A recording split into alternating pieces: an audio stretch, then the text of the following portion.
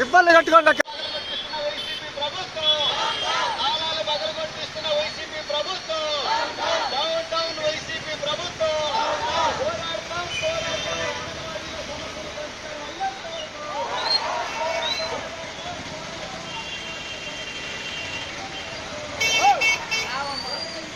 కార్యకర్తలు చేస్తున్నటువంటి సమ్మెకి ఐద్వా రాష్ట్ర కమిటీ సంపూర్ణమైనటువంటి మద్దతు ప్రకటిస్తూ ఉంది.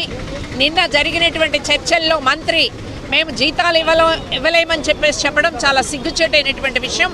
అంతేకాదు అంగన్వాడీ కేంద్రాలని సచివాలయం ఉద్యోగులు వెళ్ళి వాలంటీర్లు వీటిని నిర్వహించండి.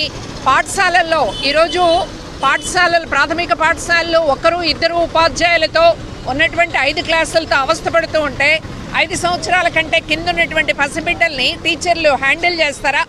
ఏమైనా ఈ ప్రభుత్వానికి బుద్ధి జ్ఞానం ఏమైనా ఉందా అని మేము అడుగుతున్నాం. అంతేకాదు మేము అన్ని గ్రామాల్లో కూడా మహిళా సంఘం కార్యకర్తలు అలాగే లబ్ధిదారులు డోక్రా మహిళలు వీళ్ళందరూ కూడా పోరాడి సాధించుకున్నవి అంగన్వాడీ కేంద్రాలు. పనికి వెళ్ళేటటువంటి తల్లులకు అండగా ఉండేదానికి ఇలాంటి పనిని నిర్వహిస్తున్నటువంటి అంగన్వాడీ కార్యకర్తల స్థానంలో 5-6 ఒక్కొక్క సెంటర్కి పంపించి పని చేయించమని చెప్తుంది. అంటే అర్థం ఏమిటి?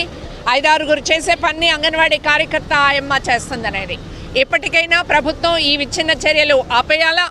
ఆపేసి తక్షణం వాళ్ళని చర్చలకు పిలిచి జీతం పెంచాలా?